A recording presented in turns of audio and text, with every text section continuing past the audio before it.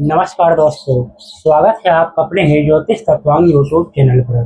दोस्तों, आज हम बात करेंगे इस वीडियो में जन्म कुंडली में वाहन योग का विचार कैसे करें, किस प्रकार से ग्रहों की स्थिति होनी चाहिए, किस प्रकार से ग्रहों की दृष्टि होनी चाहिए जिससे जन्म कुंडली में प्रबल वाहन योग बन सके। जन्म कुंडली में वाहन योग के विचार करने के लिए इन 12 भावों में से कौन से भाव से विचार किया जाएगा, इस वीडियो में हम प्रबल वाहन योग कैसे बनता है यह सब इस वीडियो के माध्यम से जानेंगे। साथ ही साथ कुछ विशेष सूत्रों के बारे में जानेंगे। यदि आपके कुंडली में इन सूत्रों में से कोई भी सूत्र एक भी घटित हो रहा है तो आपको अवश्य ही लग्जरी गाड़ियों का लाभ प्राप्त होगा, आपको अत्यधिक वाहन सुख प्राप्त होगा। दोस्तों, वाहन सुख के लिए सबसे पहले हमको किन भावों को, किन ग्रहों का देखना चाहिए, आइए हम इस वीडियो के माध्यम से समझते हैं और अपने कुंडली में भी विचार करते हैं कि कुंडली में वाहन योग है या नहीं है। चतुर्थेश और चतुर्थ भाव यानी कि चतुर्थ भाव पर किसी भी प्रकार का पाप प्रभाव नहीं हो और चतुर्थेश कुंडली में निर्बल नहीं हो, बलवान हो, मूल त्रिकोण राशि का हो, स्वराशि का हो या फिर उच्च का हो, तो ऐसे में जातक को उत्तम वाहन सुख प्राप्त होता है। आइए कुछ विशेष सूत्रों के बारे में बात करते हैं जो यदि आपके कुंडली में घटित होंगे तो आपको अवश्य ही लग्जरी गाड़ियों का लाभ प्राप्त होगा। तो दोस्तों, आइए सबसे पहले सूत्र के बारे में बात करते हैं।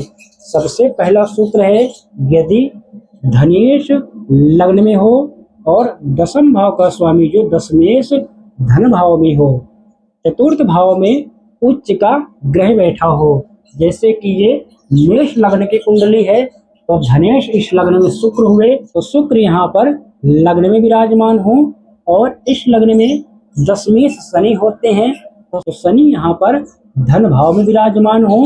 अब चतुर्थ भाव में उच्च का ग्रह हो तो चतुर्थ भाव में मेष लग्न है तो कर्क राशि आती है और कर्क राशि में उच्च के होते हैं देव गुरु बृहस्पति, यानी कि गुरु यहाँ पर विराजमान हो तो यह एक प्रबल वाहन योग बन जाता है। इसी प्रकार यदि आपकी कुंडली किसी और लग्न की है, जैसे कि हम ले लेते हैं समझने के लिए यहाँ पर धनु लग्न की कुंडली, तो धनु लग्न की कुंडली हुई यदि तो धनु लग्न में धनेश हो जाएंगे शनि देव, तो शनि यहाँ पर विराजमान हो और दशम भाव के जो स्वामी हैं यानी कि दशम भाव में आ जाएगी बुध की राशि। 9, 10, 11, 12, 1, 2, 3, 4, 5, 6 नंबर आते, 6 नंबर के स्वामी होते हैं बुध देव, तो बुध देव धन भाव में विराजमान हो, यानी कि बुध यदि धन भाव में विराजमान हो और चतुर्थ में कोई उच्च का ग्रह हो, तो चतुर्थ में कौन सा उच्च का ग्रह होगा, चतुर्थ में उच्च का ग्रह होगा जब 9 यानी कि धनु लग्न है तो यहाँ पर आ जाएगी मीन राशि और मीन राशि में शुक्र उच्च के होते हैं तो शुक्र यहाँ पर विराजमान हो। तो इस प्रकार से यह प्रथम योग जन्म कुंडली में प्रबल वाहन योग का घटित होता है। आइए दूसरे योग के बारे में बात करते हैं। दोस्तों, दूसरा योग है लग्नेश, चतुर्थेश और भाग्येश, ये परस्पर एक दूसरे से केंद्र में विराजमान हो। आइए इसे भी समझते हैं कैसे। लग्नेश यहाँ पर कौन है, मंगल देव हो गए, चतुर्थेश चंद्र हो गए, भाग्येश गुरु हो गए, ये परस्पर एक दूसरे से केंद्र में विराजमान हो। केंद्र में कैसे विराजमान होंगे, केंद्र का मतलब होता है 1, 7, 4, 10, मतलब कि इन भावों में परस्पर एक दूसरे से ग्रह विराजमान हो। तो यहाँ पर हम उदाहरण से समझते हैं, यानी कि मंगल यहाँ पर विराजमान हो जाएं और भाग्येश और चतुर्थेश जैसे यहाँ पर विराजमान हो गए, चतुर्थेश चंद्र और भाग्येश गुरु, तो गुरु यहाँ पर विराजमान हो जाएंगे तो ये परस्पर एक दूसरे से केंद्र में विराजमान हो गए। देखिए 1, 2, 3, 4 चतुर्थ नंबर में विराजमान, यानी कि मंगल से गुरु और चंद्र केंद्र में हो गए, वही गुरु और चंद्र से मंगल देव दशम यानी कि केंद्र में विराजमान हो गए। यह भी एक प्रबल वाहन योग बनता है। आइए दूसरे सूत्र के बारे में विचार करते हैं।